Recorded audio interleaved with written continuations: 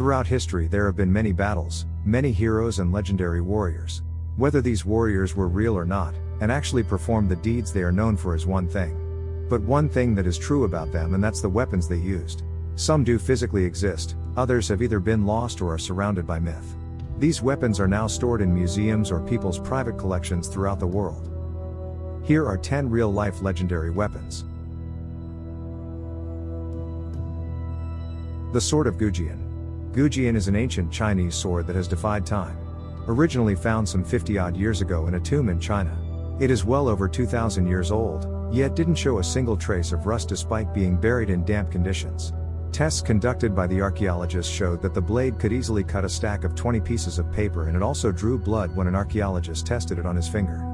The blade has 2 columns of ancient Chinese script, literally birds and worms characters. These proved very difficult to translate. 6 of the 8 characters were deciphered as King of Yue, and made this sword for his personal use. The remaining characters were probably the king's name. Some debate spark about which king originally owned the sword, until the experts agreed that the original owner was Gujian, years 496 to 465 BC. This means this sword is 2,500 years old. Gujian reigned during a time of chaos with many conflicts. This led to the creation of perfect weapons to the point of taking years to forge, making them very deadly and resilient. Tests have been conducted on the Browse sword to see how it's remained rust-proof and is still as sharp today as when it was forged. It showed it is resistant to oxidation as a result of sulfation on the surface. The swordsmiths of the Wu and Yue regions in southern China reached such a high level of metallurgy that they were able to incorporate rust-proof alloys into their blades. It is kept in the Hubei Provincial Museum.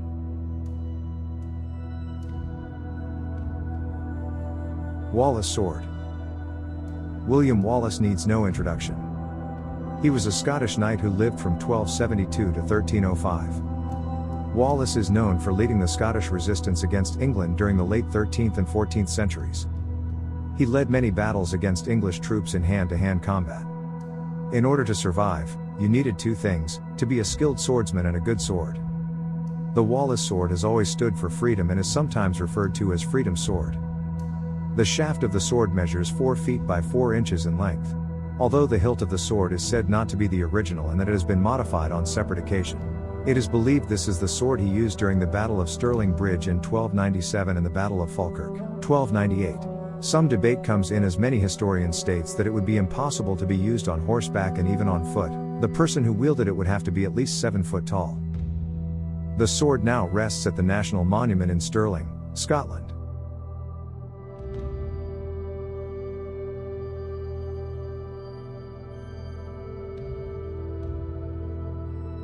Durandal. Durandal is the legendary sword of Roland. Although not much is known about the historical Roland, he is a prominent figure in medieval and European tales. Said to be the nephew of the famous Holy Roman Emperor, Charlemagne. He was the best among his 12 peers, the greatest warriors in the emperor's court. He is most notably known for his last stand at the Battle of Roncesvalles. His story is told in a famous poem, La Chanson de Roland, the Song of Roland. The poem says how Durandal was given to him by an angel of God. In contrast, Italian epic, Orlando Furioso, Orlando Enraged, says how Durandal was once the sword of Trojan hero Hector, who was defeated by Achilles. Either way, Durandal was a valuable and powerful sword. In fact, the invasion of France by Great Aso, the heathen king of Saracenia, it is said it was to obtain Durandal. Said to be indestructible. When all hope was lost, Roland attempted to destroy the sword to prevent it from falling into enemy hands, striking it repeatable on a rock to no avail. At Roncesvalles, Roland was able to hold back the Muslim army, which was 100,000 strong, from attacking Charlemagne's main force. Using Durandal, he slew a huge number of enemies, and even chopping off the right hand of the Saracen king, Marsil, and decapitated the king's son, Gerselu. Although Roland was eventually defeated, in failing to destroy the sword he flung it into the air where it wedges in a rock in Rocamadour. It remains there to this day. In another account, he hid it beneath his dying body. Visitors to the Chapelle de Notre Dame in Rocamadour can see an iron sword stuck in the rock above the door leading to the chapel. A chain has been attached to it to prevent it from being stolen.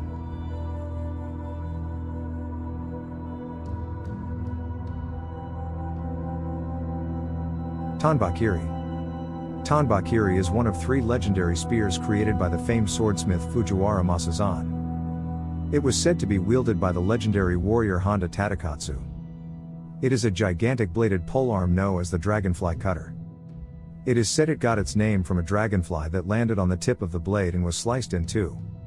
Tadakatsu used the blade in many battles such as at the Battle of Anagawa, it is said withstanding repeated attacks from a force of over 10,000, long enough for Tokugawa's army to regroup. The weapon, along with Nihongo and Otojin, is listed as one of 3 great spears in the Kyoho Maibutsucho, a listing of famous koto blades made before the Nanbakucho period and compiled by the Honami family during the Kyoho era, 1716 to 1735. Although only replicas exist today, one is kept at Tokyo National Museum.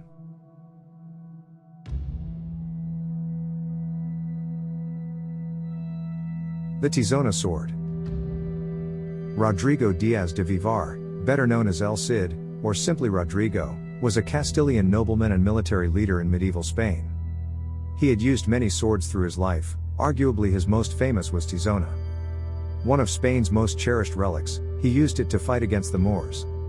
The Christians called him El Campeador, which stood for outstanding warrior. He was named the chief general of the army of Alfonso VI and became a Spanish hero. Tizona is 103 cm / 40.5 inches long and weighs 1.1 kg / 2.4 pounds. It was eventually passed on to his sons-in-law, the Infantes de Carrion, but eventually returned into the possession of El Cid. Tizona is currently on display at the Museo de Burgos in Spain.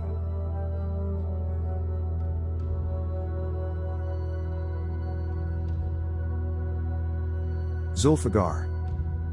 Zulfiqar is the ancient sword of the Islamic leader Ali. It's said to have been given to him by Muhammad. It's one of the most famous mythical weapons in the Muslim world.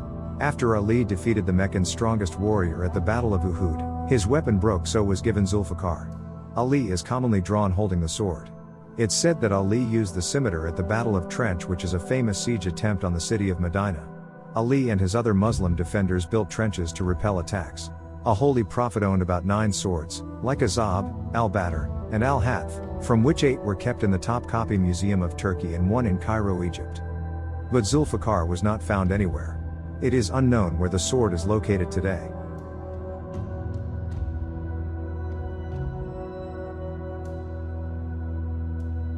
The Muramasa blades. It is said Muramasa Sengo was an evil Japanese swordsmith, who prayed to the gods that his weapons would become great destroyers. Muramasa has been described as completely mad and prone to bouts of violence. It was therefore believed that these destructive qualities were passed by the master swordsmith into the blades he forged. Whoever then wielded the blades would become insane and deadly warriors. The mythical weapons went on to cause devastation wherever they were found. The swords even managed to kill almost every family member of Tokugawa Ieyasu. The shogun's father and grandfather were both killed by servants wielding Muramasa blades. Some call it coincidence, but either way, Muramasa blades were then forbidden by the shogun, anyone caught using one faced harsh punishment. Many of the blades were melted down, some hidden away. The most notable punishment was of Nagasaki in 1634. He was caught hoarding no less than 24 Muramasa blades, so was ordered to perform seppuku, ritual suicide by disembowelment. Despite the harsh punishment, some continued to keep the blades almost like it had some hold over them. Even to go as far as changing the markings to avoid detection. As a result, any Muramasa blades about today are hard to identify as legitimate. One such blade resides in the Tokyo National Museum.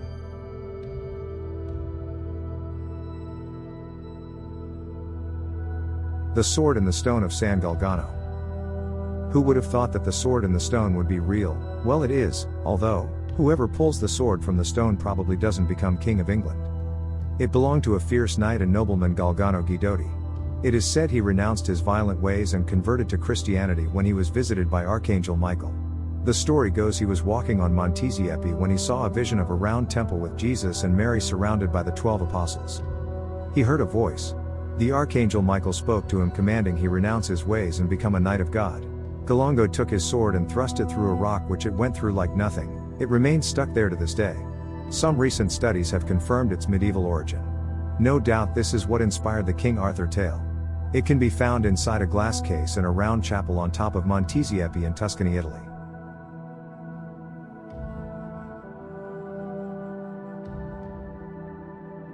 Joyeuse.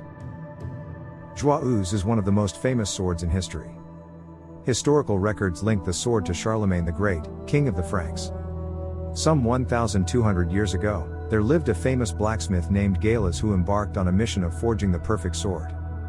In 802 CE, 3 long years after the blacksmith first set fire to the forge, the very blade that would help conquer Europe was fashioned into existence. That sword was Joyeuse. The sword La Joyeuse would soon command epic tales of conquests, myth, and magic. Charlemagne was known to be ruthless and brutal during battle, and Joyeuse was a weapon that was as glorious and deadly as his reputation. Many myths surround the sword. It is said it was forged with the shards of the lance of Longinus, the very spear that was thrust into Jesus Christ during his crucifixion. It is said whenever Charlemagne unsheathed the sword in battles, a blinding light would blind his enemies, and whoever wielded the sword would become impregnable. Charlemagne, also known as Charles the Great, king of the Franks was an ancient kingdom that existed in modern-day France. After the fall of the Roman Empire, he was able to build one of the vastest kingdoms in written history. The sword today sits in the Louvre Museum, Paris, France.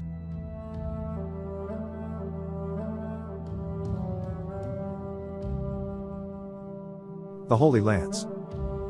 The Holy Lance, the Lance of Longinus, the Spear of Destiny, it has many names. No other weapon has more controversy or questionable validity as the Holy Lance. Said to be the lance that pierced Jesus of Nazareth during his crucifixion, it was soaked in Christ's blood, with several different artifacts laying claim to the name over the centuries. Are any of the relics real?